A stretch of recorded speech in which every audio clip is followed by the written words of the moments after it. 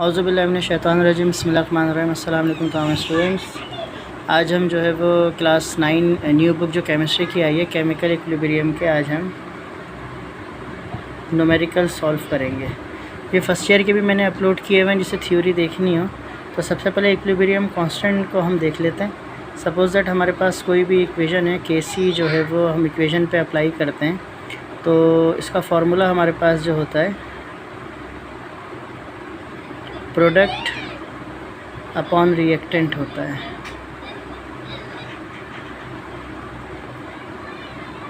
तो ये हमारे पास जनरल फार्मूला होता है। और जैसे सपोज़ दैट हमारे पास एक इक्वेशन है, ए का कोफिशिएंट ए और बी का कोफिशिएंट बी, रिवर्सिबल रिएक्शन, सी का कोफिशिएंट सी, डी का डी। तो इसके ऊपर अब अगर मैं law of mass action apply करूँगा, मतलब ये law of mass action apply करेंगे तो प्रोडक्ट अपॉन रिएक्टेंट है। तो Kc की वैल्यू मेरे पास product upon reactant capital C, capital D, capital A, capital B। और A का कोफिशिएंट यहाँ A आ जाएगा, B का B, C का C, D का D। ये हमारे पास प्रोडक्ट अपॉन रिएक्टेंट, ये this is called law of mass action. तो ये हमारा Kc इक्विलिब्रियम कांस्टेंट और ये law of mass action, law of mass action. Law of mass action आप लिखेंगे तो क्लास 11 का चैप्टर 6 का लेक्चर मेरा जो है वो अपलोड हुआ हुआ बहुत डिटेल में। जो ख्वाहिशमंद बच्चे हैं, नॉलेज ज़्यादा लेना चाहते हैं, वो उसको देखें। अच्छा, अब ये चीज़ जो मैं थोड़ा सा रिवीजन मैंने करवाया है क्योंकि वो अपलोड है लेक्चर पूरा और आप लोगों को पढ़ा चुका हूँ मैं अपने सारे स्टूडेंट्स को। तो अब ये हम ये देखेंगे कि जो भी कोफिशिएंट हुआ करेगा वो यहाँ पावर में आ जाएगा। जो कोफिशिएंट है पावर में, यानी बराबर वाले जो मोल्स होंगे वो हमारे पास पावर में आ जाया करेंगे। बस ये अहम चीज़ हमने याद रखनी है। प्रोडक्ट अपॉन रिएक्टेंट होता है, ठीक है ना। अब एक होता है Kc और एक होता है Qc।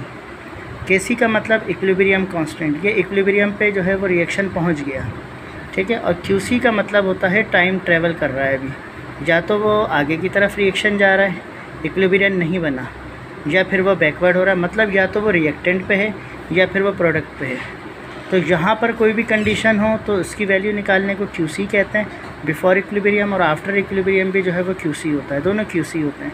और Kc जो है वो इक्विलिब्रियम पोजीशन के ऊपर होता है।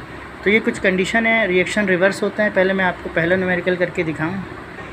क्वेश्चन ये आपके सामने गिवन है। पहला, nitrogen die nitrogen tetra oxide, 2 nitrogen है 4 ऑक्साइड हैं, तो डाई नाइट्रोजन हो गया, टेट्रा ऑक्साइड डिकम्पोज किया, मीन थोड़ा नाइट्रोजन डाइऑक्साइड में चेंज हो गया।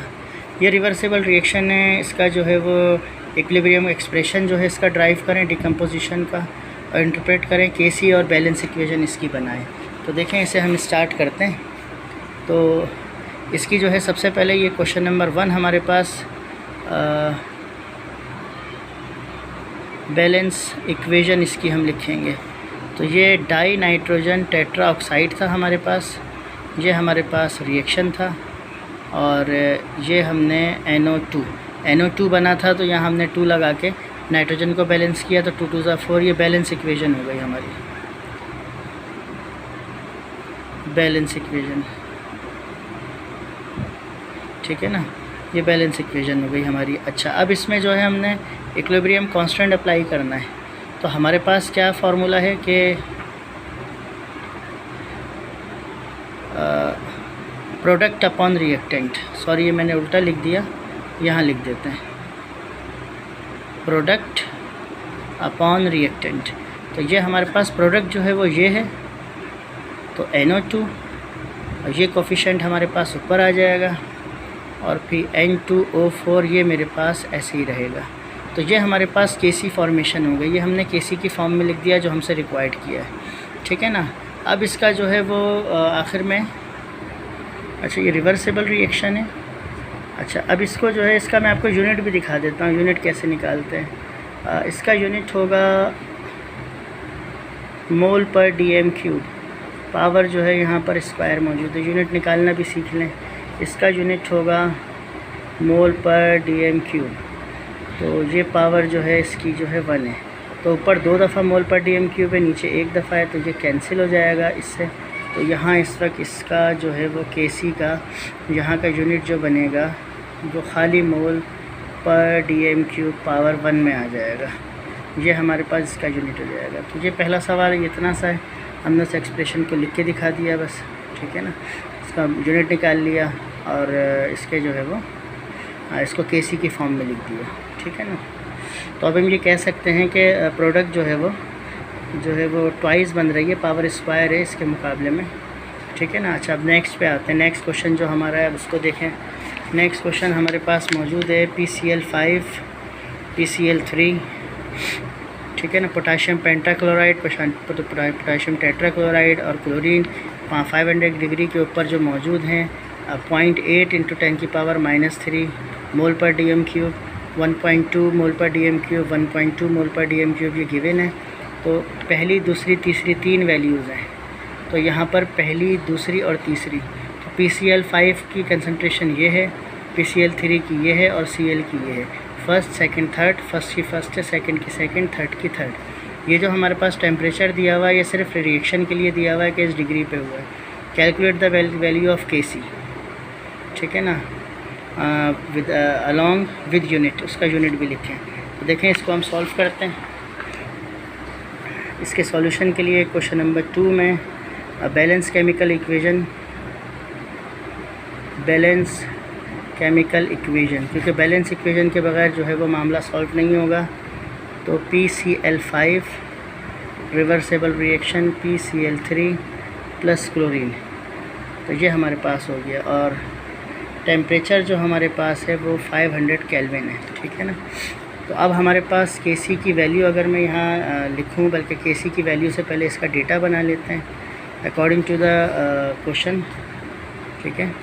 तो यहाँ पर हमारे पास, अच्छा ये बैलेंस है, P है, 5 क्लोरीन है, तो यहाँ 3 है और ये 2 है। बैलेंस इक्वेशन बैलेंस है, इसे बैलेंस करने की ज़रूरत नहीं। डेटा अब हमारे पास ये हो गया। PCl5 जो हमें गिवन है उसकी वैल्यू हमारे पास है 0.8 × 10⁻³ m। मोलर कंसंट्रेशन, इस m का मतलब है मोल पर dm³।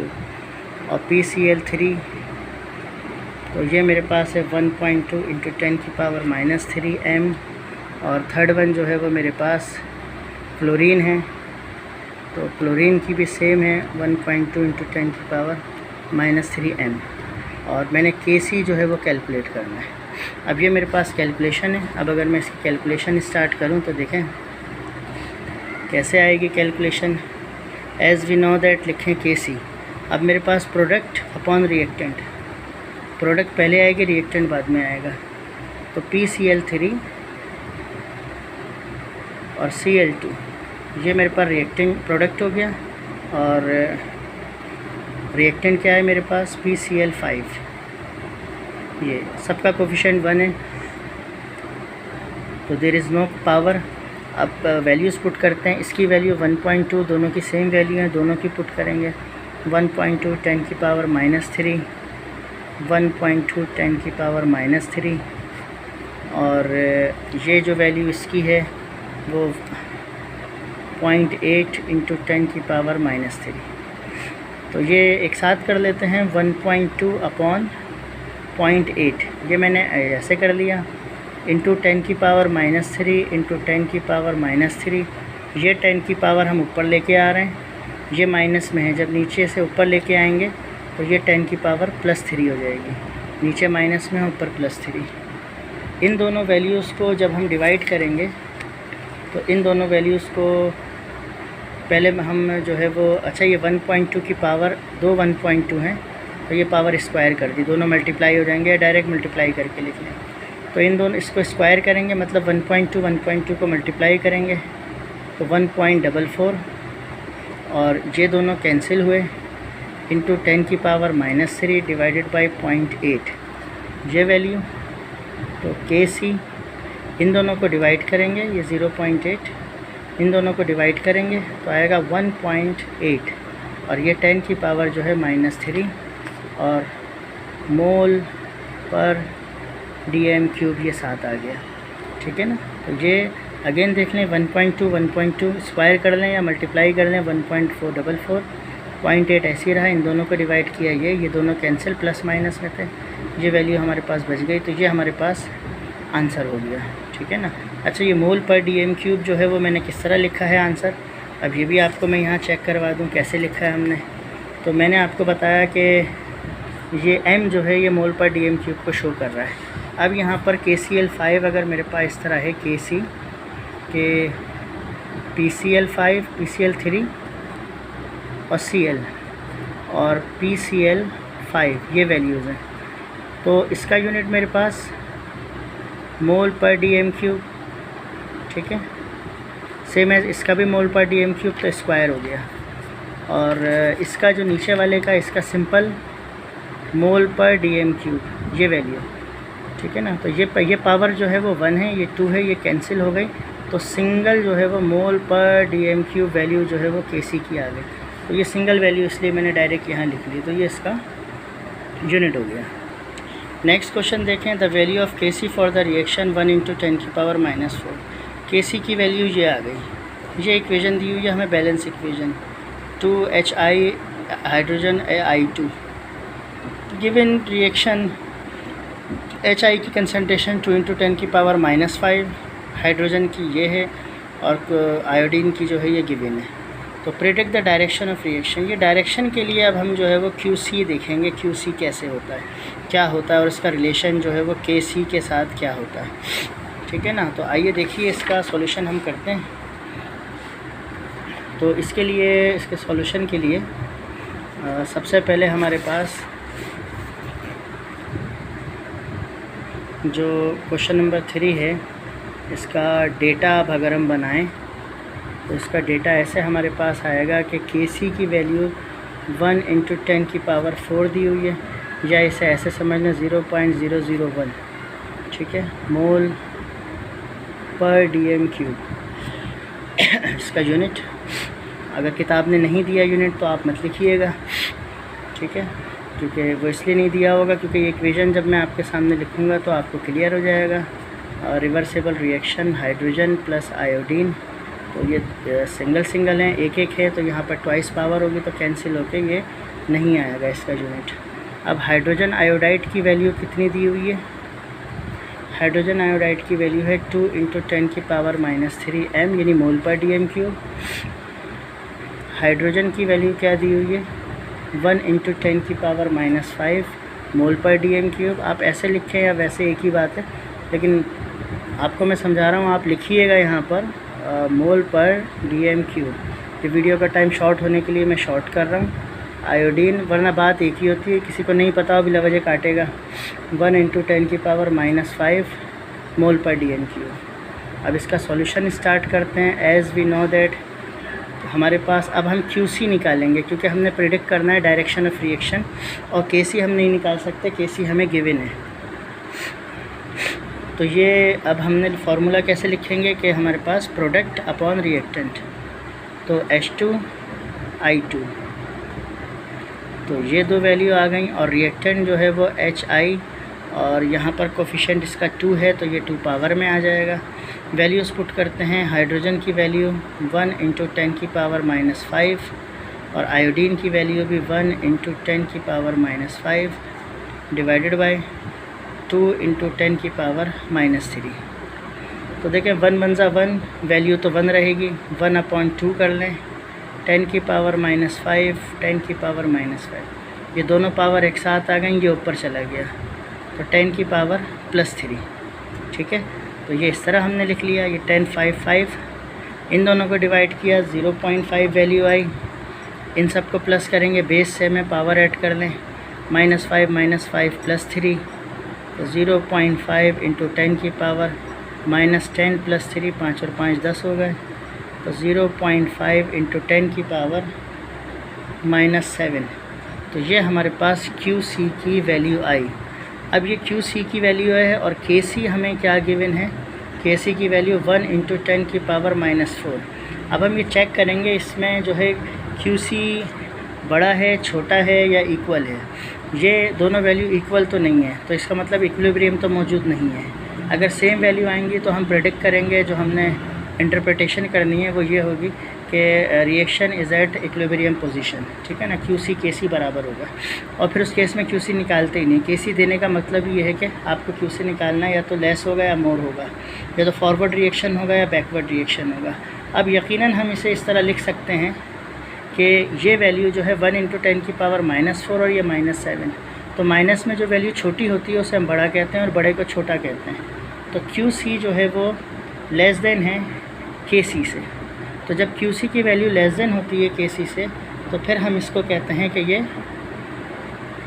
फॉरवर्ड रिएक्शन है, ठीक है। ये कंडीशन याद रखिएगा, ये फॉरवर्ड रिएक्शन है और ये फॉरवर्ड डायरेक्शन में मूव हो रहा है। ये तो यहाँ पर ख़त्म हो गया आंसर। अगर QC की वैल्यू ग्रेटर देन हो KC से, तो यहाँ फॉरवर्ड था, तो यहाँ पे आप कह देंगे कि ये बैकवर्ड रिएक्शन है, ठीक है ना। और वो कंडीशन याद रखिएगा कि मैंने आपको बताया QC बराबर है KC के, तो ये